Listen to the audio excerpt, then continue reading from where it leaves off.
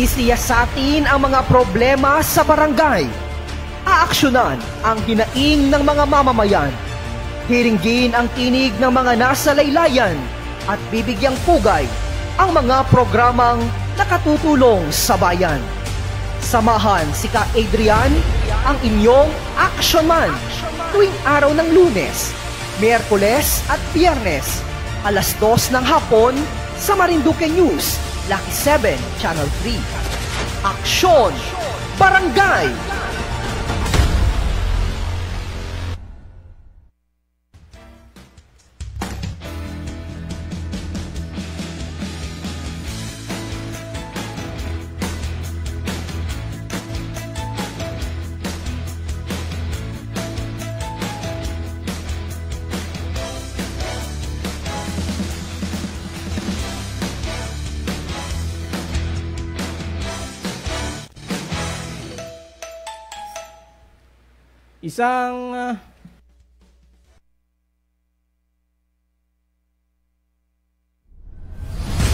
Sisiyasatin ang mga problema sa barangay.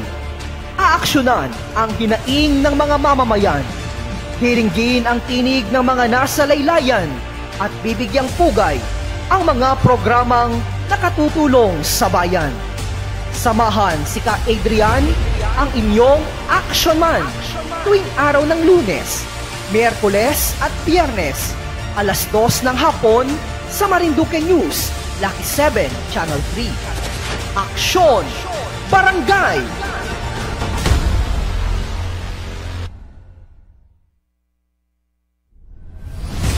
Sisyon! Barangay!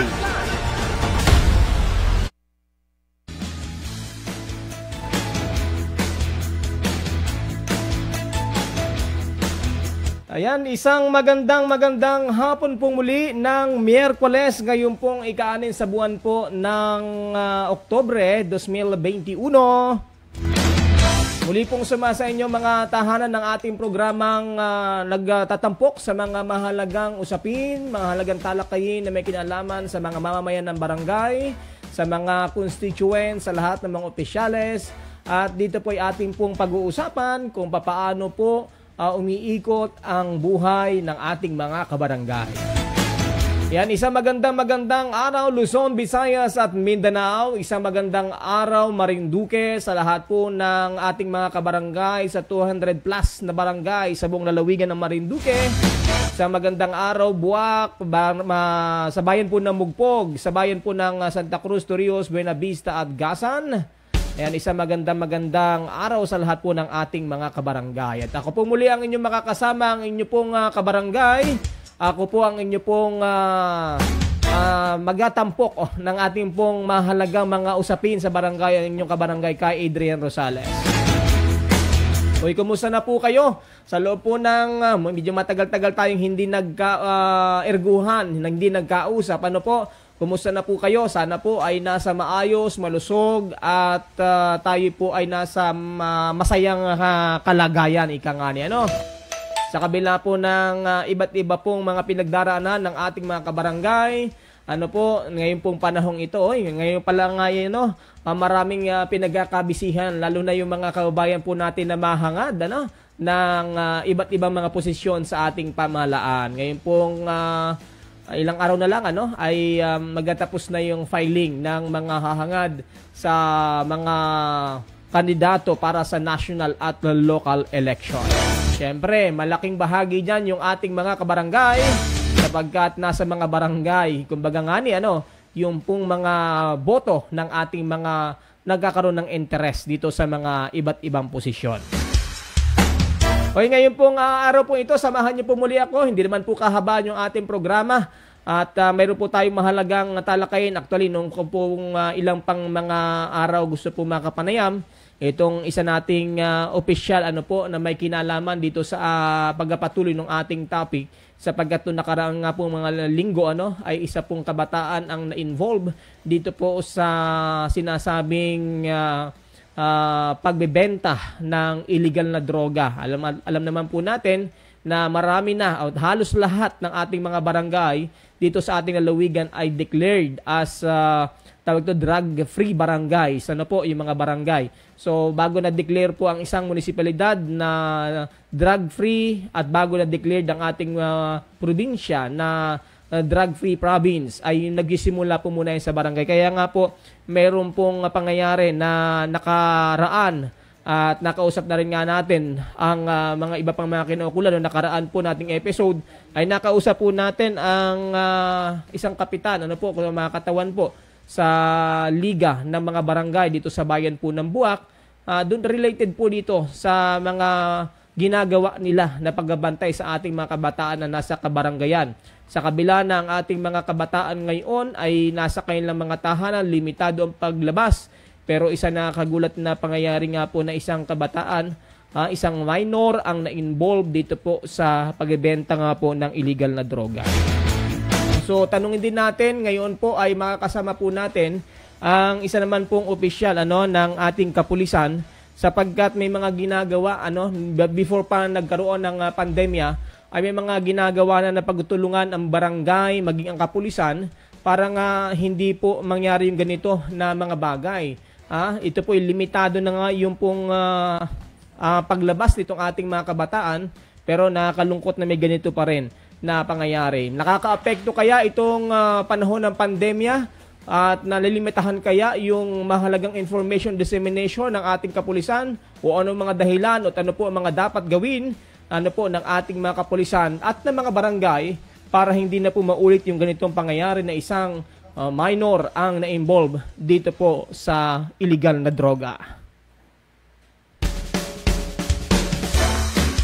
Ayan, at ngayon pong araw pong ito ay ating makakasama ang isang kinatawan mula sa Buwak Municipal Police Station at siya po ang tumatayo na isa rin po sa tagapagsalita at kumbaga po siya po yung may kinalaman dito po sa mga programa ng ating kapulisan regarding sa ating mga kabataan. At ito po ay isang pulis na kung saan ay nakakasama na rin natin dito sa ibabang mga palatuntunan natin sa Marinduque News at siya rin tumatayong host. Pero makakasama natin siya, magiging guest po natin dito sa ating programa dito sa Action Barangay. At atin pong kapanayamin para po maintindihan din natin at ano ba yung ginagawa ng ating kapulisan para po masolusyonan itong ganito pong mga pangyayari at hindi na po maulit muli. Ngayon pong araw pong ito ay nasa kabilang linya at makakasama po natin ang kinatawan mula sa Buwak Municipal Police Station sa katauhan po ni siguro siya na magbigay ng ranggo niya, si Ma'am Melody Pereda ng Buwak Municipal Police Station para po sa pagpaliwanag sa mga ginagawang intervention at maaksyon para po dito sa ating mga kabataan, lalo na yun sa mga kabaranggayan. Magandang araw. Kung nandiyan na po sa linya natin si Ma'am Melody Pereda. Hello po. Yes po, Sir Adrian. Magandang araw po at sa lahat po ng taga-subaybay ng Marinduque News Network. Magandang hapon, Ma'am. Ma'am, ano nga ang iyo pong ranggo? Ako po si Police Staff Sergeant Melody M. Pereda, ang Assistant Police Community Relation Officer po ng Buwak Municipal Police Station. Ayan, isang malugod na pagbati po ng magandang hapon sa kagalakan po namin na makasama ka po namin dito sa ating programang Action Barangay. Ma'am, kanina do sa ating introduction ay nabanggit nga natin regarding nga dito sa isang kabataan na involved sa pagbebenta ng droga. Bagaman ngayon ng panahong ito ay kumbaga limitado yung paglabas ng ating mga kabataan. Kaya hinahanapan natin ng kumbaga solusyon na hindi na po uli ito mangyari. Alam po natin before pa ng pandemya ay meron na po kayong mga proyekto na nagbibigay ng kamalayan sa ating mga kabataan. So yun po ang gusto nating malaman po ngayon. Tuloy-tuloy ba ito nagagawa? Ano po yung inyong ginagawang aksyon sa kabila po nitong ating mga challenges dahil po sa pandemya, ma'am? Yes po, sir. Actually po, napakadami po ng mga programa natin with regards po dito sa anti-illegal drugs. Pero typically po, meron po tayong programa na KKDAT or Kabataan Kontra Droga at Terorismo na nakalaan po para sa ating mga bataan. At ito po ay from 2019, nilaunch po ito nationwide. tuloy-tuloy po hanggang ngayong taon po ay nagkakandak po tayo nitong KKDAT, Information Dissemination sa atin pong mga kabataan. Pinapakita natin dito sa screen, ma'am, itong mga ginagawa po nyong mga aktibidades. Ano po? So, pakipaliwanag, ma'am, kung ano po itong mga KKDAT. Ito ba'y sentro lang nito yung kabataan? Hiwalay ba ito doon sa badak na ginagawa din ng PNP?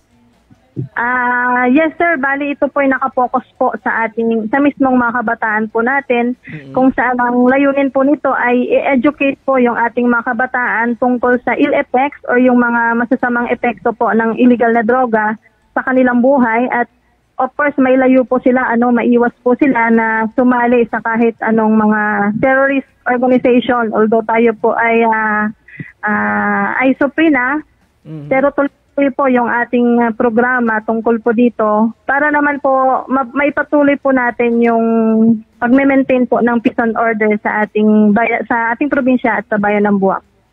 Ma'am, alam natin na maraming challenges sa inyong hanay, lalo na dito sa pakikipag-ugnayan sa ating kabataan, hindi katulad nung una na pwedeng lumabas ang ating mga kabataan. Ngayon limitado. So papaano po nyo ito natutugunan? Yes sir, tama po kayo dyan dahil mula po last year ay humarap na po tayo sa pandemic, kaya medyo limitado po yung paggalaw natin or pagsasagawa po ng mga lecture sa barangay dahil bawal po yung ating mga mass gathering. Pero kahit na ganun pa po ay pinagpapatuloy po natin ito kahit konti lang po yung ating matap, o di kaya naman pag tayo po ay nagbabarangay ay meron po tayo nakikita ng mga kabataan dyan sa barangay. Kinakausap po natin sila, binibigyan po natin sila ng impormasyon tungkol sa illegal na droga. Nagbibigay rin po tayo ng mga leaflets. Ganon din po, nakakapagsagawa din naman po tayo ng mga online lecture. Via Facebook or Zoom. At nagpo-post din po kami sa social media ng mga tinatawag po naming SOCARDs para po yung ating mga kabataan ay naiimpormahan tungkol po sa masamang epekto po ng illegal na droga sa kanila. How about the monitoring, ma'am, kung kasi alam natin na mas epektibo pa rin yung face-to-face. Unlike dito sa sinasabi po natin na flyers, meron tayong social media. Although ang mga kabataan natin talagang halos nakatutok sa social media, At maaaring ang itong ibang mga serye ng bentahan sa social media na rin dumadaan. Illegal na ganitong aktibidades. So, paano po natin na monitor ito pong kung nagiging epektibo po ba itong mga programa natin para sa kabataan ngayong panahon po ng pandemya? Bali sir, ito po ay talagang pinagtutulong-tulungan po, hindi lamang po ng mga kapulisan, ang quadta po ng kapulisan, katulong po ang ating mga barangay officials, ang iba't ibang ahensya po ng ating gobyerno ay nagtutulong-tulong po para ma-monitor po kung ano po yung lagay ng ating mga kabataan sa kanya-kanyang barangay. Ganon din po, meron po kaming monitoring kung saan po ba barangay yung yung ating mga kabataan ay mas nangangailangan ng atensyon. Katulong din po natin dyan yung ating MSWDO. Kaya kahit po pandemic ngayon, talagang pinupuntahan po natin yan. Nakikiusap po tayo sa mga barangay officials na makasama po natin yung ating mga kabataan. Although medyo limited nga lang po yung ating participants. Kaya nga po ma'am, nung last week, nung interview natin kay ex-Colonel Captain, Kapitan ng Barangay Buliasnin, kay Sir Manguera, ay nabanggit nga natin, medyo nakaka-alarma po ito na ang ating mga kabataan ay nai-involve sa ganito pong issue, at ito po ay batang-bata pa, isang estudyante. Kaya nga po, sabi nga po namin na siguro dapat pagtulungan talaga din ito ng ating barangay at saka ng PNP dahil ang PNP, kung lahat po ang PNP ay ang tututok po dito sa laki po ng Buwak, ilang barangay.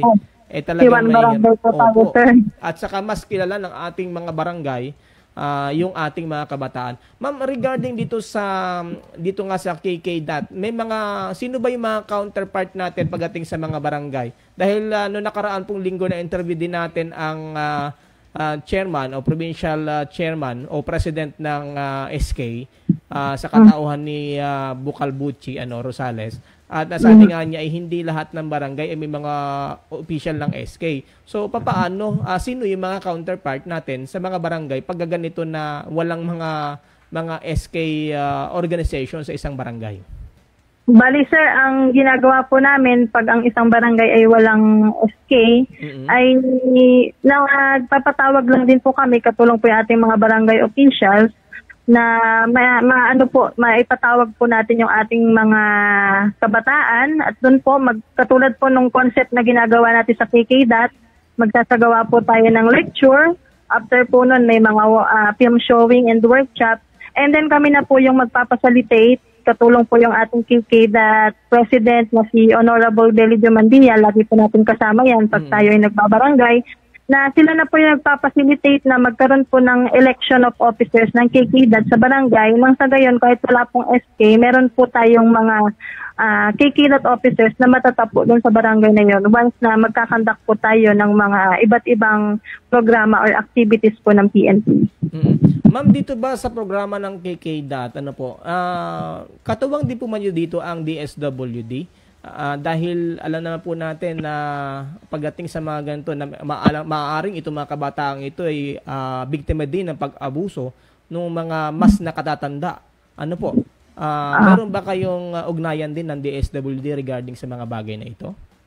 Actually sir, bilang ako din po ay FJ Gov PNCO dito sa ating dito sa Buwak MPS, ako po ay pag uma-attend ng mga meeting namin nila Ma'am Hazel ay nakikipag-ugnayan po ako sa kanya kung ano po yung mga pwede naming gawin na magkaroon kami ng tandem or partnership para po matulungan po natin yung ating mga kabataan na makapagbigay po sa kanila, hindi lang po ng kaalaman, kundi kung ano po yung pwede nating gawin. Like for example po, ma-adapt natin yung sining bayanihan. Ito pong sining bayanihan is kinakandak na po ito sa regional office. Nagkakaroon po ng mga competition, katulad po ng short film, dance competition, spoken poetry, visual arts, and poster making contest. At napakarami pa pong iba, Sir Adrian. Yes, at nakikipagtulungan po tayo sa ating MSWDO kung paano po natin ito maiisa katuparan po dito po sa Bayan ng Buwak.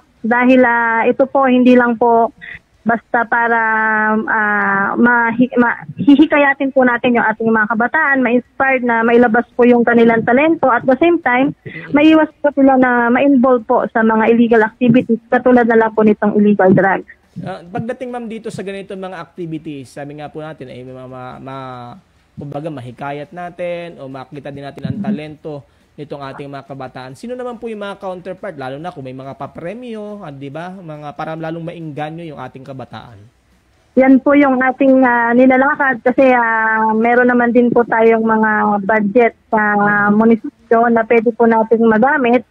At yun nga po, isa po yan sa mga pinagtutulungan po namin ng ating KKDAT officer na si Mr. Belio Mandia, para makapagkuha po tayo or makapag-project po tayo ng pwede nating i-project para sa kabataan na katulong naman po natin yung ating munisipyo. Para po dito. Ma'am, katulad nitong pangyayari po ito na nangyari sa isang kabataan na na-involve, meron din ba tayong counseling na ginagawa doon sa mga parents po nito? Dahil, kumbaga, medyo talagang nakaka-alarma po ito na bagay at mas maganda kung ang magulang mismo ang makaintindi para sila mismo yung unang mag-guide sa kailang mga anak. Siguro sir, pagdating po sa counseling, ang naka-in-charge po dyan ay yung ating DSWD. Pero sir, sabi ko nga po sa KKDAT po, dati kasi noong 2019 po ay sa mga kabataan lang po tayo nakapokus. Pero last year po, 2020, hanggang ngayon po na pag nagkakandak ako ng KKDAT, sinasama ko, pinipilit po namin ma-invite din po yung mga magulang. Kasi doon po sa lecture ko, doon sa bago pong binabasa amin ng Philippine National Police, andun din po yung mga role o yung mga responsibilities ng magulang na dapat po ay ginagawa nila para matutukan po nila ng maigi yung kanilang mga anak at mailayo po dito sa involvement po or Ayan. And medyo nawala sa linya si Staff Sergeant, Police Staff Sergeant Melody Pereira. Balikan natin siya, no? Medyo napakaganda nitong ganitong talakay na intindihan natin kung sino-sino yung mga ahensya na dapat ay maging involved dito po sa ganitong pagtutok sa ating kabataan. Hindi basta-basta pwedeng ang pulis ang umaksyon. May mga counterpart po na dapat po na maintindihan natin kung sino-sino. Balikan po natin si Staff Sergeant Pereda ng Buwak NPS, ma'am. Ayan, sir. Yun nga po, yung atin pong mga magulang ay pinipilit din po nating maimbitahan. Kung kami naman din po ay nagpupunta sa mga barangay or may mga session po or meeting na ma-attendan kami, isa po ito sa mga tinatalakay natin na maibigay po dun sa ating mga parents para nang sa ganon ay mas na-aware po sila kung ano po ba yung mga dapat nilang gawin para mas matutukan na hindi po maiwasan po na mabiktima yung kanilang mga anak nitong illegal drug. At saka ma'am, siguro dapat maintindihan din ng mga magulang kung ano yung mga kakaharapin ng kailang mga anak. Kahit pa sabihing minor, ma'am, meron pa rin kaukalang kakaharapin na mga asunto. Ano po itong ating mga kabataan? Opo, sir. Isa din po yan sa tinatalakay namin, yung mga penalties po na kakaharapin po ng mga kabataan once na sila po ay ma-involve po dito. Ayan. So, at least ay naiintindihan din ng ating mga kabarangay na hindi tumitigil ang ating kapulisan, hindi lamang ang ating mga barangay official, maging ang ating PNP, ay tuloy-tuloy sa kabila ng mga hamon ngayong panahon ng pandemya para matutukan itong ating mga kabataan at hindi mabiktima ng mga gumagawa ng illegal dito sa ating mga kanayunan. Ma'am, siguro bigyan natin ng pagkakataon din ikaw para magbigay din ng mga paalala doon sa ating mga kabarangay, lalo na yung sa mga kabataan natin na bago sila pumasok sa mga iba't ibang mga aktibidades, lalo na yung mga illegal, ay maintindihan nila kung ano yung mga kakaharapin at mga problema na mangyayari sa kanila. Ma'am. Yes po, sir. Tulad nga po ng palagi ko pong binabanggit, pag kami nagsasagawa po ng KKDAP sa ating mga kabataan, ay talagang pakaisipin po muna bago po pasukin yung mga ganitong klase ng illegal activities, lalo na po itong illegal drugs kasi hindi po ito basta-basta, At the same time, yung mga simpleng mga violation po, katulad na lang po ngayong pandemic ay yung mga simpleng violation of curfew. Sabi ko nga ay pag kayo ay nakasuhan, ay magre-reflect po yan sa inyong record. Kung kayo po ay napakaganda ng inyong pangarap sa buhay, gusto nyo kunwaring maging makakuha ng magandang trabaho, ay isa po yan sa magiging problema niya pagdating ng araw dahil yan po talagang re-reflect po yan unang-una sa inyong police clearance. Siyempre, napakahirap naman po na makita natin yung ating mga kabataan na nagsasuffer sa ganong klaseng situation at ang gusto lang naman natin ay maging successful din po sila para pagdating ng araw ay sila naman po yung makita natin sa pwesto natin na nagbibigay ng magandang impormasyon o mga paalala sa mga susunod pong henerasyon. At siguro ma'am, talagang dapat maintindihan din ng ating mga kabarangay ito pong issue na ito, ma'am, sa ating kabataan, lalo ngayong panahon ng pandemya. Ma'am, narito naman yung ating programa Action Barangay. We are so much willing naman para at least makatulong tayo doon sa inyong programa, ma'am, dahil sabi nga natin, limitado rin yung inyong access ngayon dahil nga sa pandemya. Kumbaga, yung sana panahon na ibibigay natin sa ating mga kabataan ay nahati pa dahil nga sa pagtutok natin dito naman sa panahon ng pandemya. At siguro ma'am, sa mga susunod nating mga episode ng ating programa ay babalikan din po namin ikaw para po hingin yung pong mga karagdagan pang mga aktibidades po ninyo at yung pong mga kumbaga naging magandang epekto nito sa ating mga kabataan po ngayon dito sa ating lalawigan. Yes, sir. Sige po, sir. Ma'am, mayroon pa ba kayong mga nakakasa ngayon bago tayo magtapos na mga programa o aktibidades para sa kabataan? Sa ngayon po, pinaplano po namin kasi padating po ngayong month yung ating magse-celebrate po tayo ng Children's Month. Kaya nagpaplano din po kami kung ano po yung mga pwede naming ipagawa sa barangay. Itatapa lang din po namin yung mga barangay natin kung ano po yung pwede naming magawa para sa mga kabataan. Pero ito pong ating KKDAT, dire-diretso po ito sa Adrian, ano? Kasama po yung ating mga KKDAT officers and members ay nagsasagawa po tayo ng iba't ibang activity katulad po ng ini-involve po natin sila dito sa barangayanihan namin kung saan nag-distribute po kami ng mga food packs, kung anong barangay po yung aming mapuntahan. Kung meron po kaming scheduled na clean-up drive and tree planting, sinasama rin po natin yung ating mga kabataan. At yun din pong mga virtual learning session na sinasagawa ng regional office. Pinapadala din po natin yung ating mga kabataan para naman kahit po nasa bahay lang sila, dire-diretso po yung kanilang learning pagdating po dito sa mga importanteng malaman po ng ating mga kabataan. At siguro ma'am ay kagalakan din niya sa ating kabataan na bigyan sila ng pagkakataon po dito sa nasabing mga aktibidades, lalo na po dito sa ating mga kabataan. Dahil minsan nga po, pagka wala pong ibang napaglilibangan o napagkakaabalahan ng ating kabataan, ay nadadivert po at hindi natin nalalaman ay yung pala nasa masama ng gawain. Po? Yes, sir. At actually nga, sir, ay nakaka-proud po yung ating mga kabataan dahil talagang napaka-aktibo po nila pagdating sa mga programa po ng KKDAT. Mabanggit ko lang, sir, talagang itong taon lang din po ay pinarangalan po yung ating mga kabataan. I think Barangay Lupak po, yung nanalo po sa Regional Sining Bayanihan. Sila po ay nagpasa ng film showing at sila po ay nag-top 3 doon. Meron din pong cash rewards. At meron din po tayong mga kabataan na nagsasagawa din naman po ng mga gantong klase ng kahit maliit lang na activity tulad ng mga poster making.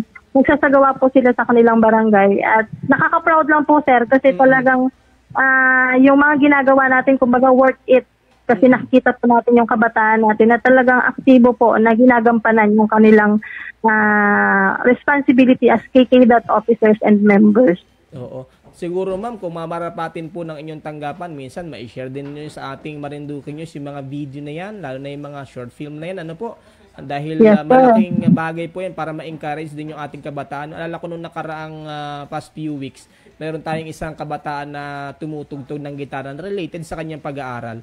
Ang dami pong viewers, ma'am, nasa less than 200,000 na yata dito sa Marinduque News. Kaya sabi ko, kung mamarapatin po ninyo, ma-share din natin yan sa ating Marinduque News at para paano po ay tumaas yung kumpiyansa din ng ating kabataan sa kanilang sarili at the same time ay maging ma-encourage din iba nating mga kabataan. Ano po? Yes, sir. Actually, sir, ito yung i-air ko na rin po yata doon sa programa namin SAPA. Diyan sa ating Marinduque News. At pwede po natin itong sa programa niyo po para at least po mas nakaka-proud pong tingnan yung mga kabataan natin. Mas nagkakaroon po sila ng na sumali sa mga activities po ng KKDAT. Opo, tama po yan. At siguro ma'am, from time to time, pag may mga aktibidades po kayo na may kinalaman ng ating kabataan sa ating mga barangay, i-update nyo po kami para ating po maipalabas din po dito sa ating programa para po, kumbaga po, ay matulungan natin at maitaas din natin ang moral ng ating kabataan. Yes po, sir. Sige po, sir. Gagawin po natin yun, sir. Ayan, maraming salamat sa pagkakataon, ma'am. Alam ko pong busy ka dahil sa marami po mga aktibidades din. Pero salamat po sa informasyon na yung ibinigay. Baka may gusto ka pong batiin sa ating mga tagapanood sa ating mga kasamahan sa PNP. Okay po, binabati ko po yung ating mga kasamahan dito sa Buwak Municipal Police Station, yung ating PNP and NUP personnel, sa pangunguna po ng aming Officer in Charge, Police Captain Rocky M. Mersene. At siyempre, sa ngalan po ng aming OIC, lubos po kaming nagpapasalamat sa ating mga kababayan, lalo na po sa mga katuwang po natin sa pagpapanatili ng kaayusan sa Bayan ng Buwak sa patuloy po na pagsuporta sa ating mga programa. Sana po ay patuloy lang po natin gawin ng tama ang ating mga gawain nang sa gayon po ay manatili pong peaceful ang ating bayan o ang ating probinsya. Salamat din po Sir Adrian sa oras na ito na ako po yung na-invite at nagkaroon po ako ng chance na i-promote po yung ating KKDAT at na-encourage po yung ating mga kabataan na makilahok sa ating KKDAT. bukas po palagi ang ating tanggapan para sa ating mga kabataan. At pwede din po nila tayong i-follow sa ating Facebook page na Buwak Marinduque KKDAT. Ayan. Sa mga KKDAT officers din po natin, ang atin pong admin dyan, yung ating pong KKDAT officers din, at yung mga pinopost po nila dyan, yung mga activity na sinasagawa nila sa kanilang barangay. Baka may number po tayo. Okay. Baka may number po tayo, ma'am, na pwedeng tawagan nila kung may mga related sa kabataan na gustong iparating sa inyong tanggapan? Okay po, yung amin pong hotline number, hanapin nyo lang po ako, PSSG Melody Empereda. Yung amin pong hotline number ay 0920-249-4111. Pakiulit po, ma'am. 0920-249-4111. At syempre sir, pwede rin po nila tayong i-follow po or i-message po sa ating Facebook page, Buwak MPS, or sa ating Facebook account po, na Buwak MPS. Okay. Ma'am, invite mo din sila doon sa inyong regular program sa Buwak MPS. Ayan, ini-invite ko rin po yung ating mga kababayan na subaybayan po yung ating programang CHAOPA, the Service and Advocacy of PNP Buwak in Action, every last Friday po of the month, tuwing 10:00 po ng umaga. Ayan. Papapanood po mo dito sa Marinduque News at sa Lucky 7 Channel 3. Ayan. Thank you, ma'am, sa pagkakataong ito. Karangalan po na makasama namin kayo in behalf of makasama din sa Marinduque News at sa ganoon din sa inyo pong OIC. Magandang hapon po. Maraming salamat sa inyong impormasyon na binagkaloob sa ating mga kabarangay. Thank you very much, sir. Okay, thank you, ma'am. At ang ating pong nakasama ay ang ating kasama katuwang sa PNP, si Police Staff Sergeant Melody Pereda ng Buwak Municipal Police Station.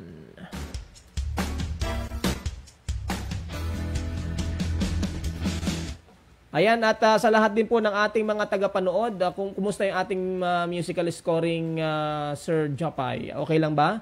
Oo, okay, sige. At ganun din, ating pong pinapaalala sa ating mga magulang. Hindi lang po common na sa ating bahay ang ating mga anak ay atin na pong papabayaan. Sabihin natin, hindi naman sila lumalabas. Pero napakamakapangyarihan po ng social media. Maaring sa social media, ang ating mga anak na i-involve na pala sa mga illegal na aktibidades. Kaya bantayan po nating mabuti ang ating mga anak. Sabi nga po sa Biblia, ay turuan natin ang ating mga anak habang sila'y bata pa upang pag sila'y lumaki ay hindi nila ito hiwalayan. Ayan, kaya nga mas maaga, bata pa, ay atin na pong hubugin ang ating mga anak para pagdating ng panahon, sila po ay maging mabuting mamamayan sa ating mga kababayan at sa ating mga kanayunan sapagkat ang sabi nga ni Dr. Jose Rizal, ang ating bansang bayani, ang kabataan ay pag-asa ng ating bayan. Pero syempre, kailangan pa rin po ang involvement dyan ng nakatatanda at ng mga magulang sapagkat hindi natin kumbaga magiging mabuting mamamayan yan kung hindi natin i-guide o igigiya ang ating mga anak. Ayan, at ganun din sa lahat po ng ating mga kababayan ay nagpapasalamat po tayo sa patuloy na pakikiisa natin sa ating mga barangay. Alam natin na hindi naman kakayanin din ito ng ating mga barangay. Masolusyonan itong mga ganitong mga issue. Hindi rin kakayanin ng ating kapulisan. Siyempre, nandyan po ang ating komunidad, ang ating mga barangay. Yan. At ngayon po ay ating naintindihan na tuloy-tuloy pa rin ang ginagawa ng ating PNP, tuloy-tuloy pa rin ang ginagawa ng ating mga kabarangay, ng ating mga barangay official para matugunan nga itong mga isyong ito na kung saan involve ang ating mga kabataang barangay o mga kabataan na mamamayan ng ating mga barangay. Ayan, at salamat po sa isa na naman pong episode ng ating programa at sa susunod ay muli na po tayong tatalakay ng mga mahalaga mga issue na may kinalaman sa ating mga mamamayan, sa ating mga barangay. Kung may mga mahalaga po kayong issue na nais pong talakayin sa ating programa, bukas po ang ating palatuntunan at tayo po ay kakapanayam ng mga opisyal, ng mga taong nasa kinaukulan na maaari makapagbigay sa atin ng kaukulang impormasyon at makatulong po sa ating komunidad. Ano man po ang mga issue sa inyong mga barangay, ano man po ang mga problema, ay ating pong pwedeng talakayin dito. At kung meron naman pong dapat papurihan, ay atin naman pong papupurihan dito sa ating pong programa. Lunes, Miyerkules at Biyernes ang ating pong programang Action Barangay. Dito lamang sa Marinduque News Network at Lucky 7 Channel 3. Ayan, muli po maraming salamat. Isa naman pong edisyon ng ating programa, ang ating pong muli pong naisayang papawid sa magitan ng ating pong programa Action Barangay. At tayo nagpapasalamat din sa lahat po ng patuloy na naging katuwang natin sa ating programa, especially ang ating mga opisyal ng ating mga barangay, ang mga ahensya na kung saan ay may direktang kaugnayan at katuwang ng ating mga barangay para po mas mapangalagaan ng ating mamamayan. Maraming salamat din sa ating katuwang sa Marinduque News Network, sa ating production team, sa ating pong director si Sir Mark Cesar Ola, kay Santino Latorena, ang ating assistant director, kay Jopet Lamagbas, ang ating technical, at sa ating research person, si Sir Maki, anong apelyido ni Sir Maki? Lagi ko nakakalimutan. Nardo, ayan. Parang malapit sa Narda, parang mga bayani. Mukhang magbabalik daw ang Darna. Ayan. Sana si Sir Maki ay kasama dun sa sa pelikula. Pero mga kabarangay, isa pa lang Marinduqueño ang diyan. Ang kasama ang tabayanan ninyo, yung pong pelikulang Narda, ang muling paglipad ni Darna, At ang kasama diyan, ang papapel pa lang si Ding ay ang ating kabayang artista na dating ginagampanan si Santino, Santino ang dating niyang ano nga pangalan niyan? Santi? Haranilla. Oo, ano pangalan? First name? Sajan. Oo, yan. Yan yung taga Amingon. Ayan. At proud tayo ng mga Marinduqueño at mga kabataan, at isa nating kabarangay ang isa sa bida diyan na gaganap kay Ding, diyan sa pelikulang Darna. Biglang naging showbiz yung ating programa. Hindi po, proud lang tayo dahil isa na namang Marinduqueño yung involved yan, isa nating kabarangay. Muli po maraming salamat sa pangalan din po ng ating Philippine Information Agency, sa pangalan po ni Sir Romeo Mataak Jr., ang ating PAA officer ng Marinduque, at sa lahat ng ating makasama sa team. Maraming salamat po. Ako po ang inyong nakasama, ang inyong kabarangay, si Ka Adrian Rosales, hanggang sa susunod na pagtatanghal ng ating programa. Magandang hapon, isang ligtas at malusog na araw sa ating mga kababayan. Ingat, God bless. Sisiyasatin ang mga problema sa barangay. Aaksyonan ang hinaing ng mga mamamayan. Hiringgin ang tinig ng mga nasa laylayan at bibigyang pugay ang mga programang nakatutulong sa bayan. Samahan si Ka Adrian, ang inyong action man, tuwing araw ng Lunes, Miyerkules at Biyernes, alas 2 ng hapon sa Marinduque News, Lucky 7 Channel 3. Aksyon! Barangay!